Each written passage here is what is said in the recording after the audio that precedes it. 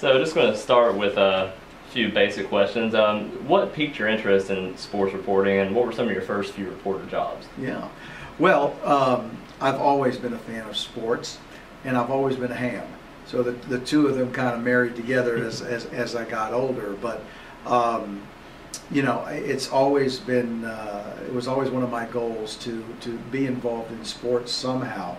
And when I realized, you know, I started seeing, you know, games on TV and such, you know, I said, you know what, that's kind of something I'd like to do. You know, I'd like to report on these games that I'm watching on and stuff. You know, it would always impress me, you know, the job that the play-by-play guys and all that kind of stuff, you know, seeing all those guys on TV and everything. So I kind of fell into that pattern,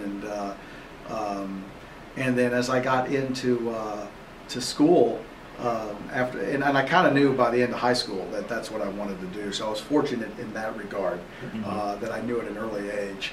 And then once I got into college, I actually wanted to kind of be behind the scenes, because I wanted to be the guy on the camera filming those games that you know, I was talking about. I used to watch NFL films, and that was a love of mine. And just to see the spiraling ball, you know, flying through the air, I wanted to be the guy that videotaped. You know, back then it was film that. You know, but the more I got into it, and the more in college that I learned about the business and such, I kind of wanted to be in front of the camera as well. So I had a chance to learn a little bit of everything. And the first reporting job that I got was in Savannah, Georgia. I was hired out of school to be the weekend sports anchor / reporter at WSAV, which is the NBC affiliate in Savannah, Georgia. And I was there for a few years before coming here, and I was hired here in Knoxville in August of 1987.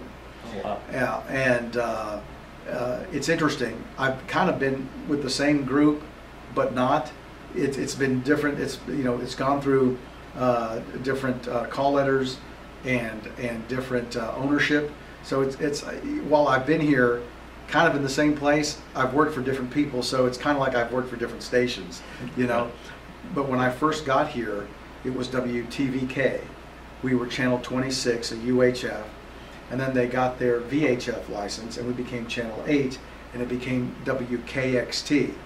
And then after WKXT, it was bought out by our current ownership, Gray Communications, and the call letters changed again to WVLT, and that's what we are now. What are some of your duties here at WVLT as far as sports reporting goes? Well, that's a loaded question, because those duties have changed over the years. As we were saying off camera, when I first got into this business professionally back in 1984, I wasn't naive to think that there wouldn't be changes coming down the road and advances in technology and such with regards to our industry. But I had no idea that it would get to the point where it is now with regards to the internet and with social media and all the things we do there. I'll do everything from produce a sportscast, to write the sportscast, to edit, to anchor, to Facebook Live, tweet, stream stories and video to the web. So all that is part of a regular workday for us, not to mention actually going out and interviewing people for stories and feature stories and things that we do, or covering Tennessee basketball or football. So that's all packed into a day and a week, and wow. It certainly keeps you busy. Oh, I can imagine. So what's the biggest pro and the biggest con of working in this industry, as far as that goes? Well, the biggest pro, I think, is doing what we're doing now. Get to meet people, you know, and you're not stuck behind the desk all the time, and you're always learning something new, and you go from one thing to the next. So the challenge there, it keeps you on your toes. That's always the con. I mean, that's also the con. The second hand on the clock never stops. So you're constantly fighting deadline pressure, you know, and having to do all those things I previously mentioned and get it done in the appropriate amount of time. So that's the thing. You have to manage your time and be organized Otherwise, you can get into a lot of trouble. Right, right. What's the best or most memorable sporting event that you've personally covered? Oh wow, there's certainly been a few. One has to be, two of them are Tennessee football related. Okay. One was the miracle at Notre Dame, when Tennessee was down big, and it was at Notre Dame, and they weren't giving Tennessee a chance even coming into the game. And I could hear in the press box the snickers and oh, these guys from the South, they're no good and whatever and what have you. And then Tennessee slowly started to creep their way back into the ball game, and by the end of the game, the faces of the media and the people there was just priceless as Coach Majors and the Vols pulled off the 35-34 upset. The other has to be the national championship game, where Tennessee, and that season as a whole, there are certain games you got to have a great team to go undefeated, but you also have to have a little luck along the way. And there were certainly things along the way which fell into place for Tennessee to help them get there.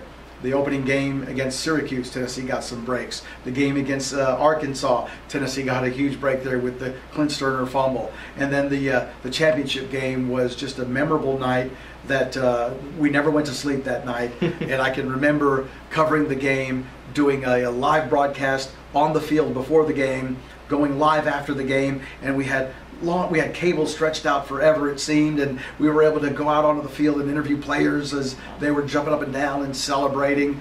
And then after the game, we kind of settled in for a little bit, and we went back to the hotel, regrouped, and came right back to work because Tempe, Arizona is 2 hours back. Right. So we had to be live on our 6 a.m. broadcast here in Knoxville, which is 4 a.m. out there. So we hardly went to sleep or even closed our eyes so that we could get back, get our material edited to be able to go live. So those were certainly a couple.